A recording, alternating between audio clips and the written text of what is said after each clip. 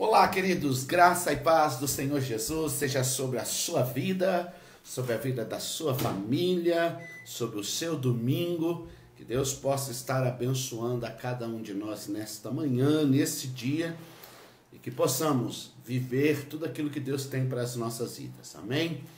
Nós estamos aí, acredito que hoje terminamos, a lição sobre a igreja de Pérgamo. E aí então daremos continuidade às outras 3 que nos restam para estudar, das igrejas de Apocalipse, as igrejas da Ásia Menor. Quero nesta manhã, em nome de Jesus, convidar você para que nós estejamos orando, e logo após a oração nós faremos a leitura do nosso texto. Farei um comentário sobre onde nós paramos a semana passada, e então terminaremos o assunto sobre Pérgamo. Amém? Vamos orar? Senhor Deus, em nome de Jesus, nós estamos aqui diante do Senhor, diante da Tua presença, Pai. Quero Te dar graça, Deus, porque o Senhor tem estado conosco, Pai. E o Senhor tem nos abençoado, tem nos instruído, tem nos ensinado e tem feito de nós, Senhor, pessoas melhores. Deus, que o Senhor não desista de nós, que o Senhor continue, ó Pai, focado em nós, nos fazendo, Senhor, a cada dia melhor, Pai. Que venhamos viver tudo aquilo que o Senhor sonhou e planejou para nós, mesmo que, ó Deus, isso não seja, Senhor, tão fácil como muitas pessoas pensam, mas que possamos ser corajosos, fortes, ó Pai, para não abrirmos mão daquilo que o Senhor tem para as nossas vidas. Não queremos, Senhor, a facilidade. Queremos sim, ó Deus, a vida com Deus. A vida que nos leva, Senhor, a desfrutar da eternidade, ó Pai. É esta vida que nós desejamos, é esta vida que nós almejamos para nós e para aquelas pessoas que amamos, Pai. Então, Deus, que o Senhor nos proteja, que o Senhor nos guarde, que o Senhor nos sustente e que vivamos, ó Pai, sempre aquilo que o Senhor tem para nós. Quero Te louvar e Te bendizer em nome de Jesus. Amém. Glória a Deus, meu amado. Quem está aí conosco já? Moisés, o Rick, a Esther e o Fernando. Aleluia. Deus abençoe aí, os irmãos que estão conosco. Nos ajude aí a acordar os que não acordaram aí, a chamar os que ainda não estão conosco aí. Vamos chamar o povo aí para que participe da escola bíblica agora, que está tão fácil, Não precisa nem sair de casa, gente. Vamos ler então, Ana, o texto de Apocalipse, capítulo 2, versos 12 ao 17. Ao 17. 12 ao 17. Ao anjo da igreja em Pérgamo, escreva: Estas são as palavras daquele que tem a espada afiada de 2 gumes. Sei onde você vive, onde está o trono de Satanás. Contudo, você permanece fiel ao meu nome e não renunciou à sua fé em mim, nem mesmo quando Antipas, minha fiel testemunha, foi morto nesta cidade onde Satanás habita. No entanto, tenho contra você algumas coisas. Você tem aí pessoas que se apegam aos ensinos de Balaão, que ensinou Balaque a armar ciladas contra os israelitas, induzindo-os a comer alimentos sacrificados a ídolos e a praticar a imoralidade sexual. De igual modo, você tem também os que se apegam aos ensinos dos nicolaítas. Portanto, arrependa-se. Senão, virei em breve até você e lutarei contra eles com a espada da minha boca. Aquele que tem ouvidos ouça o que o Espírito diz às igrejas. Ao vencedor darei do maná escondido. Também lhe darei uma pedra branca com um novo nome nela inscrito, conhecido apenas por aquele que recebe. Aleluias. Amém, meu querido? Semana passada nós terminamos a aula falando sobre o ensino de Balaão, a doutrina de Balaão. E eu usei, na verdade, a versão de Genebra aqui, a versão da Bíblia de Estudo Genebra, porque esta versão, ela diz que, Deus vai falar que tenho, porém, contra ti que algumas coisas, pois tens aí os que sustentam né? O verbo aqui é sustentar, enquanto que na versão da Aninha, que é NVI, se apegam. Apegam. E eu disse que eu gosto dessa versão aqui por causa dessa palavra, né? Desse verbo sustentar, porque tudo que sustenta, muitas das vezes não é visto, como eu disse, sobre os fundamentos de uma casa, os alicerces de uma casa, ninguém vê ele. Mas se a casa seja de 1 piso, 2 pisos, 3 pisos, né? Ela aparece e as pessoas admiram, é porque a base, o fundamento é algo assim extraordinário, né? E eu lembro que o pastor Celso pregou sobre isso na igreja. E eu até citei o texto de Salmos 11, verso 3, não é isso? Salmo 11, verso 3. Alguém lembra o que está escrito lá em Salmo 11, 3? Se destruídos os fundamentos, o que pode fazer o justo? Né? Quando os fundamentos estão sendo destruídos, o que pode fazer o justo? Ou seja, é uma pergunta. Não é uma pergunta? Um ponto de interrogação. É uma pergunta, né? Quando os fundamentos estão sendo destruídos, o que pode fazer o justo? Essa é uma realidade. Então, em Pérgamo, nós já vimos, né? Tinha lá o templo a Deus, ao Zeus, tinha lá o templo ao imperador, né? César, fora os outros que eu não citei aqui. Fora tudo isso, em Pérgamo havia 2 grupos de pessoas que frequentavam a igreja. Agora, presta bem atenção, olha bem para mim. Eu não estou falando de coisas externas, Ana. Estou falando de coisa interna, né? O templo a César era externo, era na cidade. O templo a Zeus era externo, na cidade, ok? Então, eram coisas que aconteciam na cidade, no ambiente onde eles moravam. Agora, nós estamos falando aqui de pessoas que eram de dentro da igreja. Essas pessoas aqui que a Bíblia está falando sobre, né, os seguidores, né, que sustentavam as doutrinas de Balaão e os seguidores que sustentavam a doutrina dos nicolaítas, eles estavam aonde? Fora. Estavam aonde? Não, dentro da igreja. Eram pessoas da mesma comunidade, da igreja de Pérgamo. É por isso que a Bíblia diz, olha, eu tenho, porém, contra vocês algumas coisas. Para quem que Deus está dizendo isso? Para a cidade de Pérgamo ou para a igreja de Pérgamo? Para a igreja. Para a igreja. Então, quando eu falei sobre o templo, né, a César, está escrito aí na Bíblia? Não. Por quê? Porque isso era algo que tinha na cidade. E que com certeza era algo que oprimia, por exemplo, os cristãos, né? É igual hoje, vamos pegar uma coisa e comparar com isso nos nossos dias, que não está dentro da igreja. Vamos lá, quem se atreve a dizer alguma coisa? Vamos lá, meu anjo, me ajude.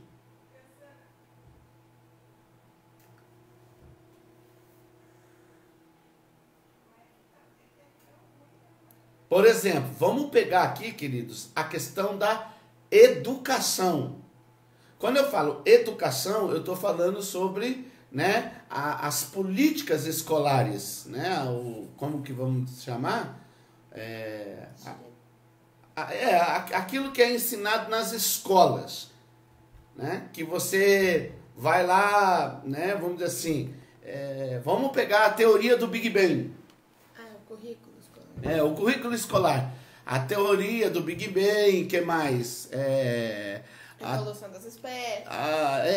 Do evolucionismo, né? Isso daí está dentro da igreja?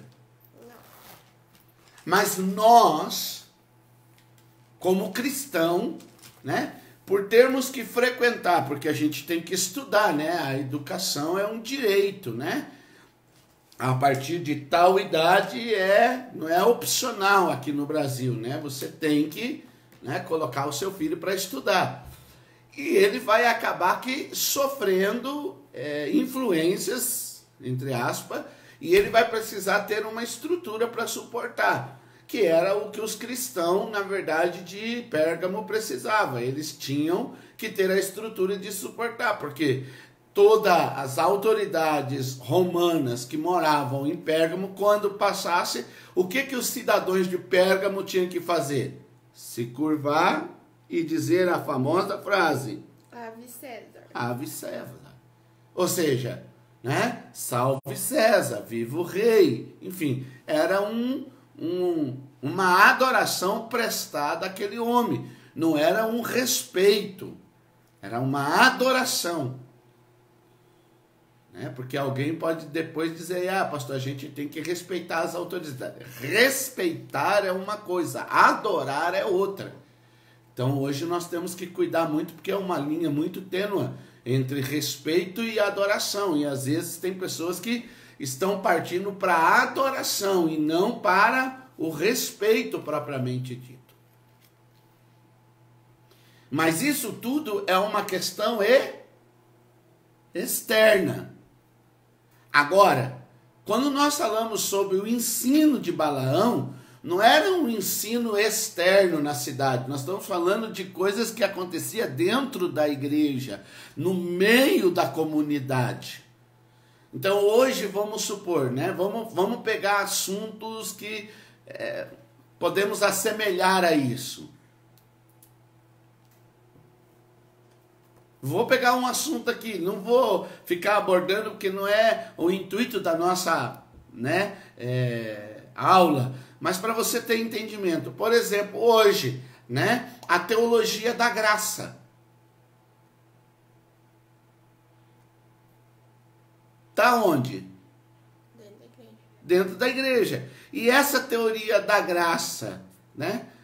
Qual é a mensagem dela em muitos lugares? O que essa teoria, essa teologia está levando as pessoas a fazerem? A cometerem os erros, né? Enfim, não vou entrar na questão aqui, ok? Mas para você poder fazer um paralelo aí, uma apologia, né? Trazer, né, a apologética aí correta, né? Fazer o negócio se tornar mais moderno no sentido assim, para você entender de maneira mais clara aí na igreja, né? Entende? Que essa teoria, a teologia da graça aí, você pode tudo, né? Pode tudo, não tem problema. Pode beber, pode fumar, pode se prostituir, pode tudo. E realmente pode, né? Porque o texto básico para essa teologia né, que você pode, né, todas as coisas te convêm, todas as coisas, né? E aí vem a parte segunda que ninguém quer cumprir, mas eu não vou me deixar dominar por nenhuma delas. Então vamos lá.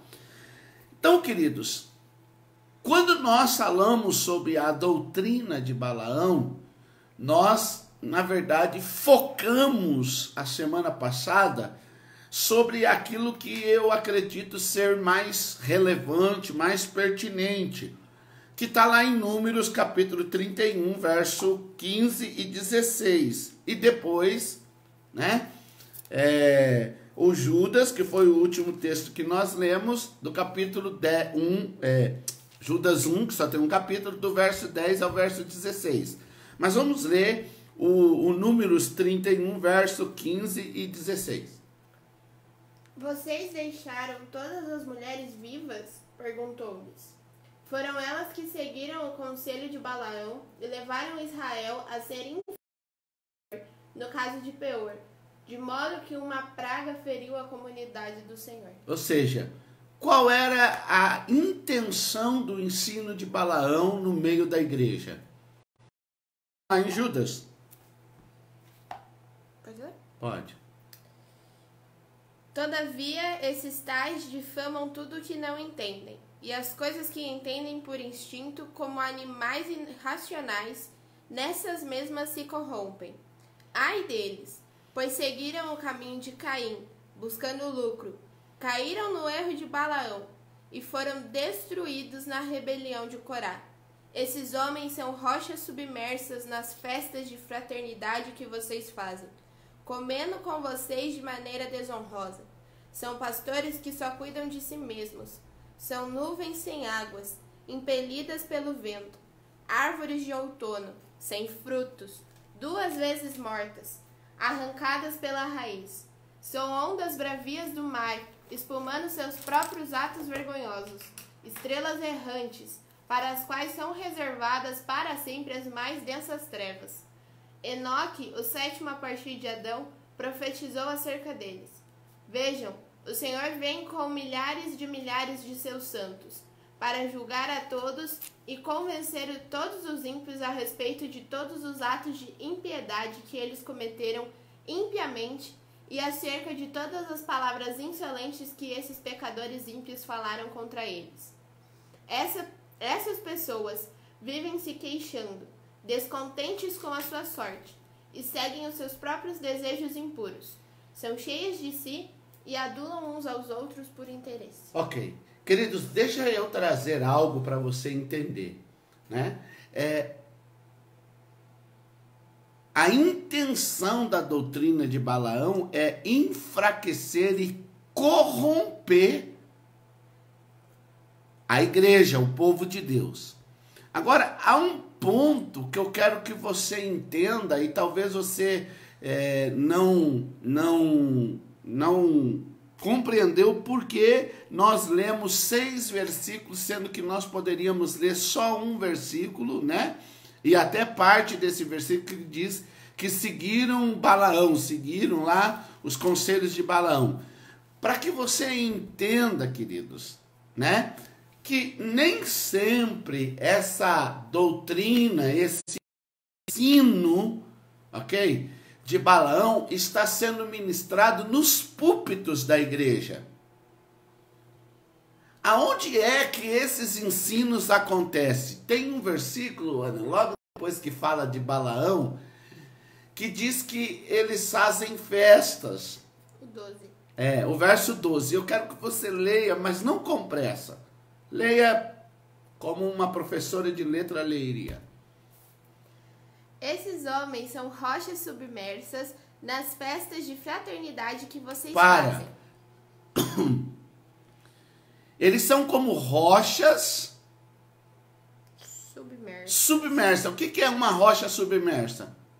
Uma rocha Afundada. Afundou. Afundou. Certo? Afundou, já era. Já caiu. É isso que a Bíblia está dizendo. E esses homens, eles vão aparecer com a sua missão aonde? Nas festas de fraternidade.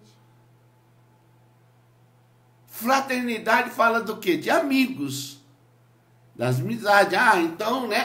Tá entendendo? É aí. Porque se a pessoa vai lá na igreja, eu sou o pastor da igreja, ok? Eu respondo pela igreja. E a pessoa começa a falar besteira lá, a divulgar a doutrina de Balaão, você acha que eu vou deixar o microfone na mão dele? O que você acha? Não. Eu vou simplesmente mandar o mesário, né, abaixar o som, ou vou lá e vou tirar o microfone. Mas pastor, só faz isso, e se estiver passando na internet, não interessa. É por isso que eu não trago muitas pessoas para pregarem na igreja. Por quê? Porque eu sou certinho, os outros são errados? Não, porque é uma coisa muito séria. E por isso que eu também falo muito, né, na igreja, para os jovens, né, para não ficar ouvindo qualquer pessoa no sentido assim, né, só porque a pessoa é famosa e tal, fica ouvindo baboseira, fica ouvindo coisas que não tem nada a ver, são as pessoas. Agora, o pior de tudo não é isso, o pior é que nas festas, né, eu não posso selecionar, né, os convidados que vão entrar lá na sua casa, na sua festa. E o problema é que esses se manifestam nessas festas de fraternidade, aonde fica colocando na mente e no coração das pessoas o quê? O texto continua, eles são rochas submersas que aparecem aonde? Nas festas de fraternidade. Nas festas de fraternidade, com qual intenção?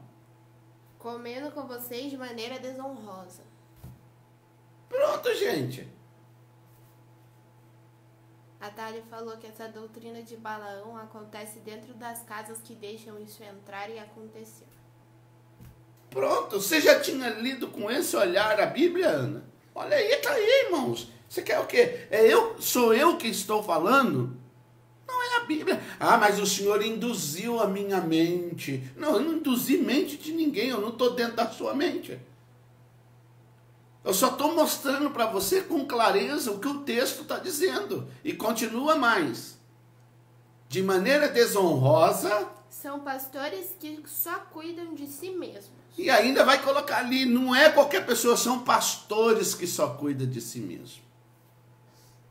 É liderança.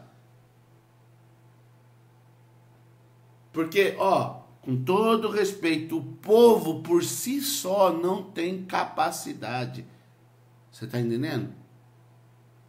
Não que você não seja capaz, meu irmão, mas geralmente o povo, a ovelha, né? A ovelha é um líder, é um pastor que leva ela ao erro. E isso é a realidade.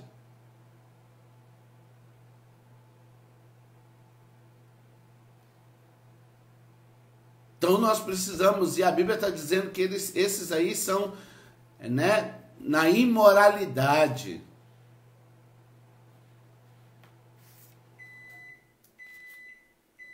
Na imoralidade. É muito sério, queridos. Mas vamos lá. Então, nós falamos que essa doutrina é uma doutrina que não é uma doutrina, vamos dizer assim, municipal, estadual, federal, né? Tá entendendo? A da adoração a César, sim. A da adoração a Zeus, sim. Mas essa não, essas são coisas que vêm, né, na verdade, para quê? Para dentro da igreja.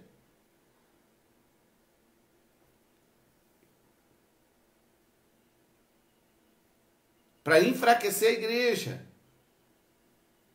Para dividir a igreja. Para, como diz Números, capítulo 31, verso 15 e 17, fazer com que seja infiel. Então, queridos, a doutrina de Balaão é uma praga no meio da igreja. Por quê? Porque ela tenta destruir e enfraquecer a unidade e o trabalho da igreja.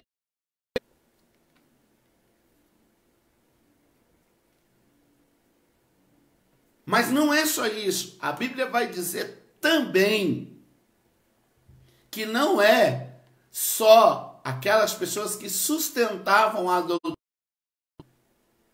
de Balaão, mas também havia ali em Pérgamo aqueles que sustentavam os nicolaítas. Aí a minha pergunta é, lembra quando nós estudamos sobre a igreja de Éfeso? Nós já estudamos, essa daqui é a quarta igreja que nós estamos estudando. Nós já estudamos sobre 3 igrejas. Dessas 3 igrejas que foram Tiatira, depois nós estudamos sobre Éfeso e depois sobre Esmirna. Ok? Dessas 3 igrejas, Tiatira, Éfeso e Esmirna, esse mesmo povo, ok, que estava lá em Pérgamo, era também um povo que frequentava a igreja de Éfeso. E que Deus nunca foi a favor dele. Deus não foi a favor deles em Éfeso, como também não era em Pérgamo. E aí, então, irmãos, eu quero ver se você lembra. Eu sei da minha filha porque ela toma nota na minha frente de tudo aqui, né? Tá com papelzinho escrevendo. Quando nós falamos sobre os nicolaítas, eu trouxe o significado deles, né? E eu coloquei, né, a origem e quem eles eram com dois pensamentos, duas, né, teorias, duas possíveis causas. A primeira era quem?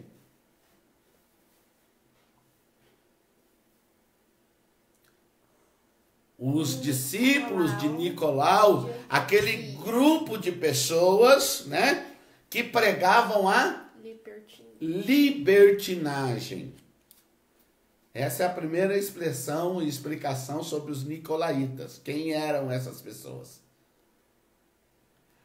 A segunda, né, explicação sobre quem eram os nicolaítas, nós somos para o termo grego, né? Nicão, que quer dizer dominar, e laos, que quer dizer povo, gente, multidão. Juntando os dois termos, diz o quê? Dominadores do povo.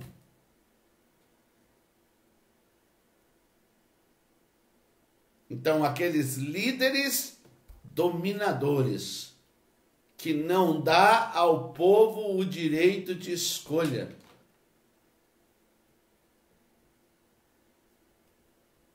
São líderes mandões, né, dominadores, opressores, que não ensina a verdade. Por que eu digo que não ensina a verdade? Por causa do princípio. Qual é o princípio da verdade, Ana? Qual é o princípio da verdade, Thalita? Quem mais está com a gente aí? Moisés, Rick, Esther. Quem chegou mais? Eu não sei se ainda tá, mas já chegou a Shirley, a tia Zuleide, a tia Zilda, a pastora Edilei. Quantos tem aí? 6. Você que está com a gente aí, quem mais está com a gente aí? Qual é o princípio da verdade? Jesus. Qual é o princípio da verdade, pessoal?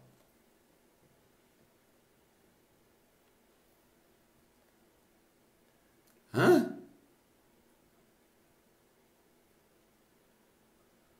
Alguém aí pode me dizer qual é o princípio da verdade?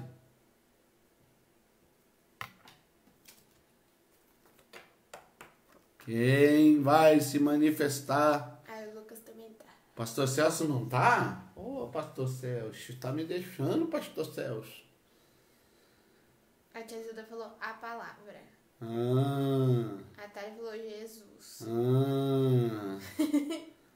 Vamos abrir a Bíblia então, irmão. Vou te ensinar o princípio da verdade. João 8, verso 32 e verso 36. Princípio da verdade. E conhecerão a verdade, e a verdade os libertará. Portanto, se o Filho os libertar, vocês de fato serão livres. Qual é o princípio da verdade? Ela liberta.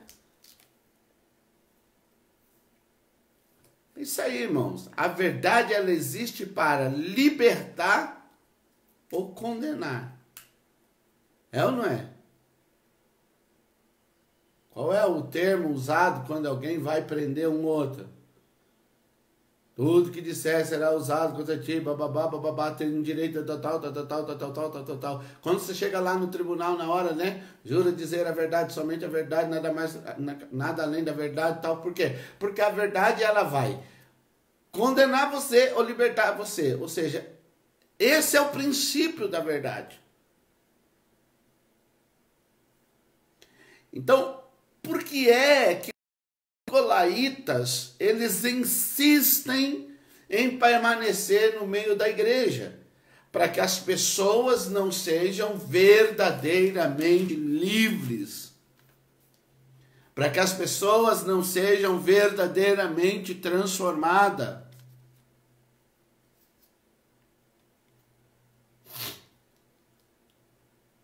Para que as pessoas não sejam verdadeiramente mudadas.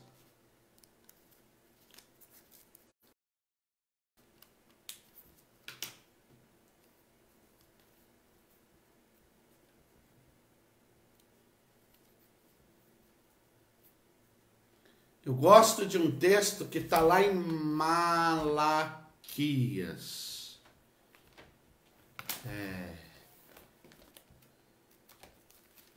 Malaquias. Eu acredito que é isso mesmo. Não é Malaquias. Como bezerros soltos da estrebaria. Coloca ali. Mas eu acho que é Malaquias.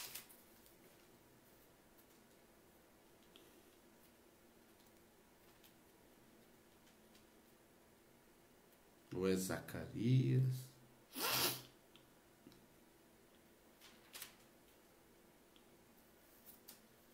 Espera aí, pessoal. Deixa aqui que dá uma pane no meu PC. Malaquias 4:2. Eu sabia que era Malaquias. Mas estava em dúvida. Então vamos lá.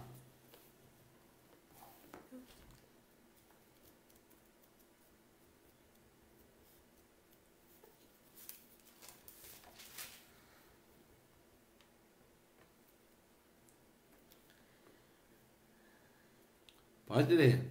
Mas, para vocês que reverenciam o meu nome, o sol da justiça se levantará, trazendo cura em suas asas. E vocês sairão e saltarão como bezerros soltos no curral. Oh, maravilha! Eu uso esse texto bastante nos encontros com Deus. Quando ia ministrar, eu usava bastante, né? Naquela palestra sobre libertação, né? Você imagina, né? Você numa chácara. A gente nem precisa pegar bezerro. Vamos pegar você, Aninha, aqui, né? A Lilo, ela dorme na lavanderia de manhã cedo, quando a gente levanta, que a gente solta ela. Como é que ela sai? No galeto. Hã? Correndo. Né? A Thalita e o Fernando aí, quando vão soltar o baguera aí, né? Que fica no canil.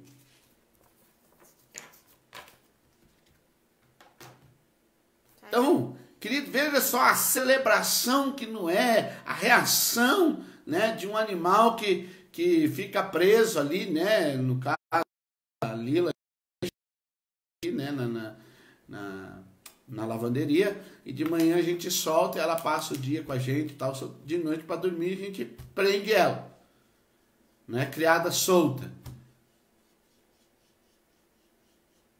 Então, a verdade, ela tem esse poder do quê? De trazer essa satisfação de alguém livre, verdadeiramente livre. A Bíblia está dizendo, saireis e saltareis, né? A gente até expõe algumas pessoas ao ridículo, né? No encontro com Deus, aonde a gente, né, pega assim, faz aí como é que é esse bezerro saltando, aí a pessoa sai pulando, e, que é o que acontece nos encontros com Deus, né? Há um extravasar, né? Eu não vou falar só dos encontros com Deus, né? Mas naquelas pessoas que são batizadas com o Espírito Santo, né? Nessas campanhas de avivamento, nessas pregações sobre batismo com o Espírito Santo, normalmente, irmãos, né? As reações são as mais adversas, né? Possíveis de cada um. Há um extrapolar, né? Então, a verdade, ela tem esse poder e é tudo quanto os nicolaítas não querem que as pessoas conheçam essa verdade. Por isso eles manipulam, por isso eles oprimem, por isso eles seguram, né? Não dando à pessoa o direito de serem livres. Não livres para pecar, mas livres para viver satisfação sem precisar utilizar nada que o leve a pecar contra Deus.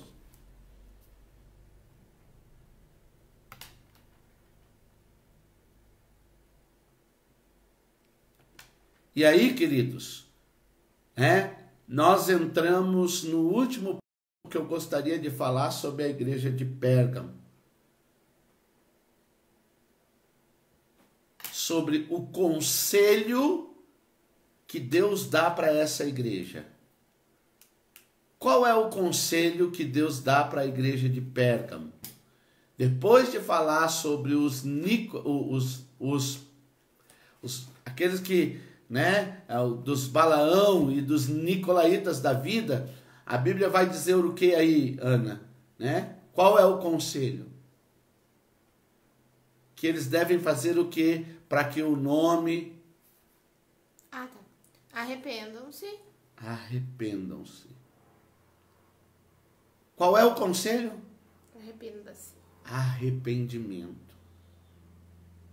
E eu gosto, irmãos, sobre esta palavra. Eu preguei na igreja, eu não lembro o tema da mensagem agora, mas eu falei sobre o filho pródigo na igreja. Os princípios da vida. Alguma coisa assim. Tá lá no YouTube, irmãos? Eu preguei sobre essa palavra baseado lá na parábola do filho pródigo, do filho perdido. E um ponto importante que eu chamei a atenção dos irmãos é o seguinte. Lá no Evangelho de Lucas tem 3 parábolas. A parábola começa com a parábola da ovelha perdida, depois vai para a parábola da dracma perdida e depois vai para a parábola do filho pródigo. Não fala filho perdido, fala filho pródigo, mas é perdido. E é interessante que a ovelha perdida, ela volta sozinha. O pastor teve que ir atrás. A moeda ou a dracma perdida, ela volta, aparece sozinha? Não, a mulher teve que ir buscar. Agora, quando fala sobre o filho pródigo, o pai foi atrás dele? Não. Foi ele que entendeu. Entendeu o quê? Que aonde ele estava e como ele estava vivendo não era vida nem de um empregado na casa do seu pai.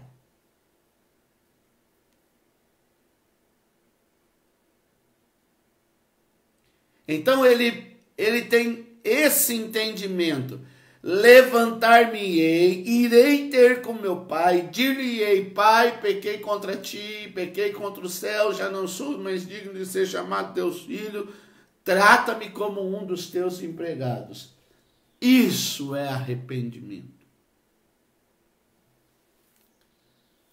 Arrepender significa reconhecer.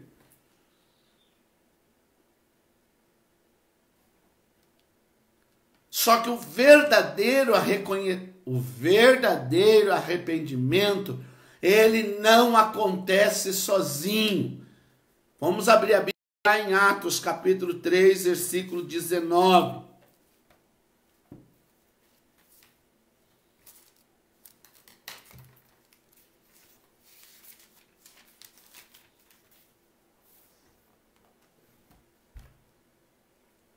Arrependam-se, pois, e voltem-se para Deus, para que seus pecados sejam cancelados. Eu vou ler aqui nessa versão, ok?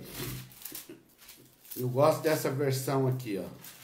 Por isso que é bom você ter Bíblias de várias versões, que diz assim, ó: arrependam-vos, pois, e convertam-vos.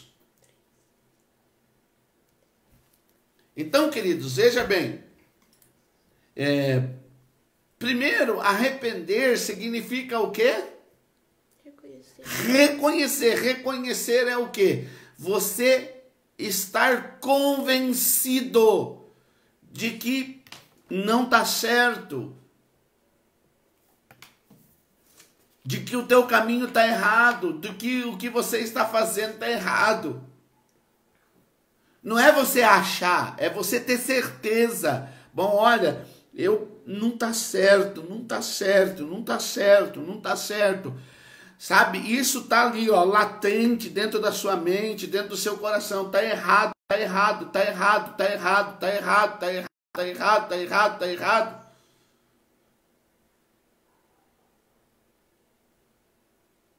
E você reconhece isso. Mas não adianta só reconhecer. Ou seja, o filho pródigo, ele lembrou de como era na casa do pai dele e como que os empregados eram tratados, e ele então entendeu, nossa, e eu aqui, olha o ponto que eu cheguei. Mas adiantava se ele ficasse só nisso? Então, a Bíblia diz assim, arrependei-vos e convertei-vos. Converter significa o quê? Mudar de direção, é aquela palavrinha, né? Metanoia. O arrependimento tem que gerar uma mudança. Uma atitude de mudança. Então, grave isso. Arrepender, converter. Acabou? Vamos lá, Salmo 51. E Salmo 32.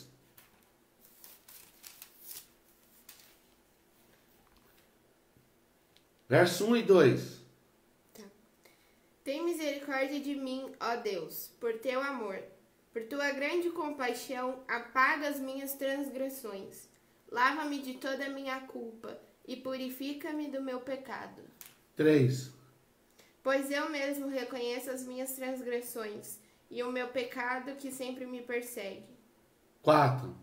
Contra ti, só contra ti, pequei e fiz o que tu reprovas, de modo que a justiça é tua sentença, e tens razão em condenar-me. Aí tem duas coisas. O que tem nesses 4 versículos do capítulo do Salmo 51? Arrependimento e conversão. Atitude de alguém que está desejoso de mudar. Agora presta bem atenção. 32. Verso 1. Como é feliz aquele que tem suas transgressões perdoadas e os seus pecados apagados.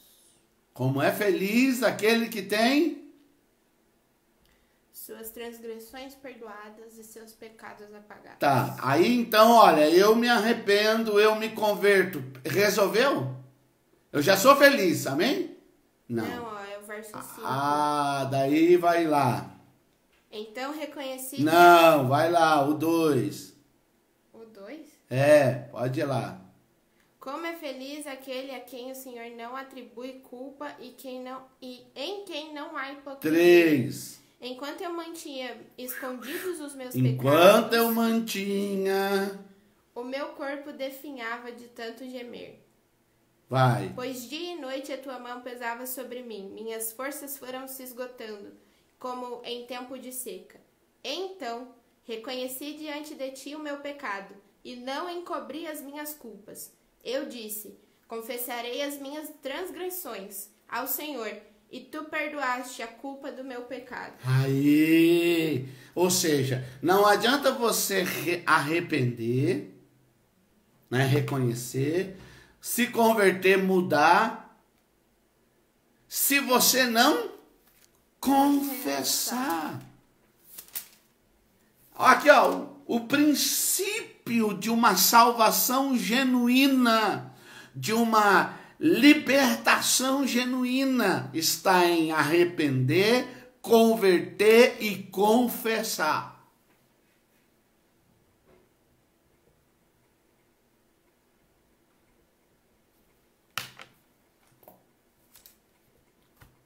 Então, você que gosta de fazer aquelas coisinhas assim, ó, arrepender mais converter mais confessar igual matemática básica, mudança de vida. delta, arrepender, o que mais? Pega essas... pai, eu fui pra... Fernanda, outra ajuda área, aí. fui pra outra área que eu não lembro disso aí, não.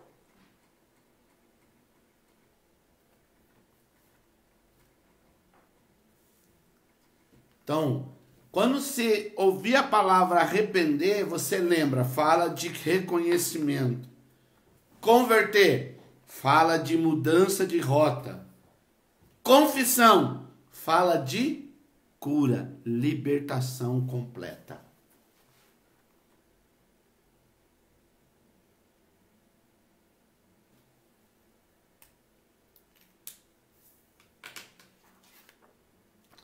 E o que eu acho lindo, irmãos, e que eu não falei sobre a igreja de Éfeso, Tiatira, Esmirna, mas eu quero encerrar falando sobre a igreja de Pérgamo. Está na promessa. Olha que lindo, irmãos, a promessa para a igreja de Pérgamo. Ai, pera que eu tenho Apocalipse aqui. Verso 17. Aquele que tem ouvidos, ouça o que o Espírito diz às igrejas. Ao vencedor, darei do maná escondido. Também lhe darei uma pedra branca com um novo nome nela inscrito, conhecido apenas por aquele que o recebe. Aninha, eu vou perguntar. O que é o maná escondido?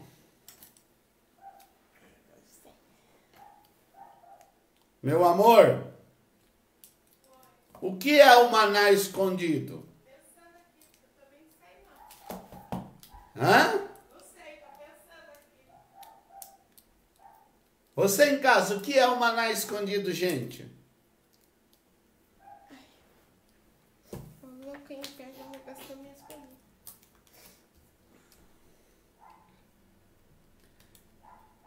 O que foi colocado dentro da arca? É esse? O que foi colocado dentro da arca? Maná, tava... Não lembro todos esses dois. A vara a vara de Arão. Mais alguma coisa? E o maná. Não, eu falei o maná. E quando você lê, podia-se abrir a arca e olhar o que estava dentro? Não. Alguém estava autorizado? Nem o sumo sacerdote, ninguém podia mexer lá dentro.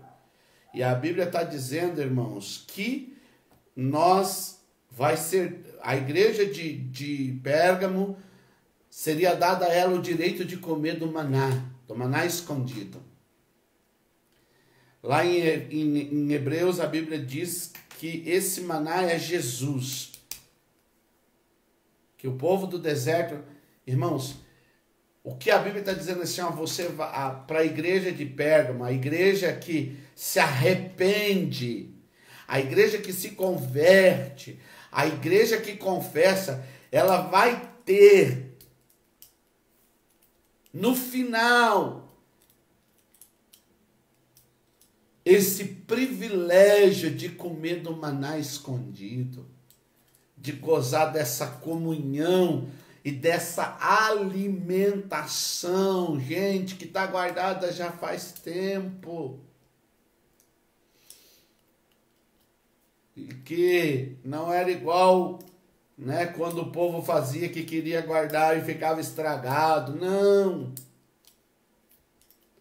Gente, tem uma mensagem tremenda aqui que não é o caso do estudo aqui, eu não vou, mas que mensagem nesse maná escondido. Eu ainda vou pregar sobre isso na igreja.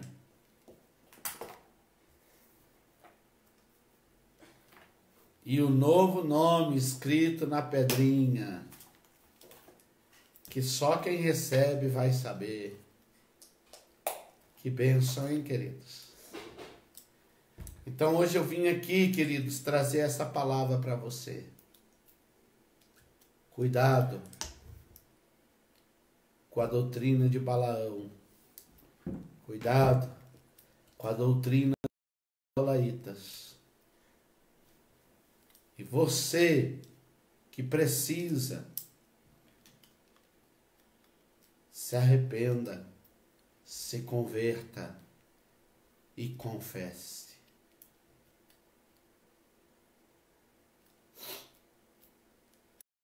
Provérbios 28 vai dizer, é 28, 23 ou 23, 28 de Provérbios, só confere ali para mim. Aquele que confessa e deixa, prospera, alcança misericórdia.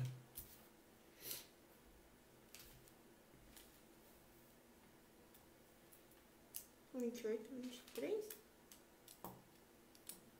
Ou é 25, 28?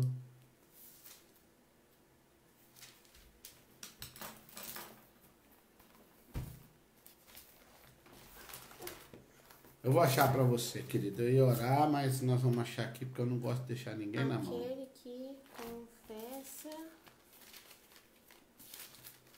Qual que você confessa?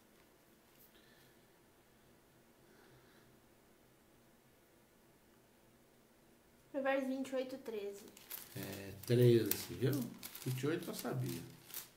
Quem esconde os seus pecados não prospera, mas quem os confessa e os abandona encontra misericórdia. Amém? Não é só abandonar, parar de fazer. Precisa confessar, queridos. Provérbios 28, 23. Essa é a chamada de Deus para a nossa igreja. Confessar, converter e arrepender. Amém? Vamos orar, Ana Gabriele? Senhor Jesus, obrigada, Pai, por esse dia. Obrigada porque o Senhor está conosco, o Senhor tem nos ensinado. Que tudo aquilo, Pai, que estamos aprendendo, que possa, Senhor, não ficar somente nos nossos ouvidos, mas que venha descer ao nosso coração. E que possamos, Senhor, alcançar maior entendimento e discernimento sobre as coisas. E que o Senhor possa gerar em nós, Pai, frutos e exemplos e ações daquilo que estamos aprendendo, Deus. Que o Senhor fique conosco, que o Senhor nos guie e nos dê, Senhor, um bom domingo. Em nome de Jesus, amém. Amém. Glória a Deus, meu irmão. Deus abençoe sua vida. Eu quero convidar você para estar conosco hoje às 18 horas. Você que pode, você pode estar conosco ali, né, na igreja de maneira presencial. As cadeiras estão afastadas umas das outras, né? Estamos com a capacidade bem, mas bem resumida além do que nos é proposto. Amém? Então você esteja com a gente hoje às 18 horas. E você que não pode, acesse aí, não deixe de acessar o nosso canal no YouTube. Convide as pessoas, né? Passe aí à tarde, mande convite para as pessoas acessarem, né, o nosso canal lá no YouTube para participar do culto conosco. Amém? Hoje eu vou estar falando sobre aprendendo a sonhar o sonho de Deus. 1 Reis, capítulo 3, versículo 25. Quero desafiar você a estar comigo às 18 horas e juntamente com a minha família e com os irmãos que estarão na igreja, com toda certeza, a aprender a sonhar o sonho de Deus. Amém? Deus te abençoe, um beijo no seu coração. Tenha uma ótima tarde, um domingo abençoado em nome de Jesus. Beijo!